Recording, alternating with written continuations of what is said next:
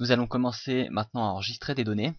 Alors, pour faire cela, on a besoin d'une base de données. Vous pouvez commencer par renommer feuille 3 en BD pour base de données et calendrier. Et supprimer la feuille 2 qui ne nous sert plus à rien. Alors, une base de données, mais pourquoi faire? Bien, c'est très simple. Imaginez que vous rentrez des données sur l'année 2012, vous passez à l'année 2013, et vous revenez ensuite à l'année 2012. Si vous n'avez pas enregistré ces données quelque part, eh bien elles sont définitivement perdues.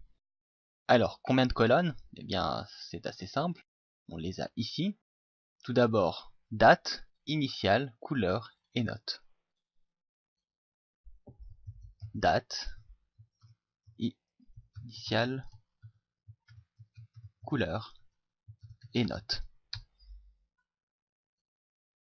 Donc toutes les données seront enregistrées à la suite, ici, avec la date, les initiales, la couleur correspondante et les notes. Mais avant d'enregistrer des données dans une base de données, il y a généralement des tests à effectuer, et c'est ce que vous allez faire maintenant, c'est rechercher quels tests peuvent être effectués avant d'enregistrer ces données dans la base de données. Parfois on peut vérifier que le formulaire n'est pas complètement vide, parfois il faudra peut-être vérifier que le champ est une date, un nombre, et dans le cas de cette application, il y a un petit test à effectuer avant d'enregistrer des données. Donc pour l'instant, je vous laisse rechercher quel est ce test à effectuer et l'ajouter dans l'événement correspondant au clic sur le bouton enregistrer.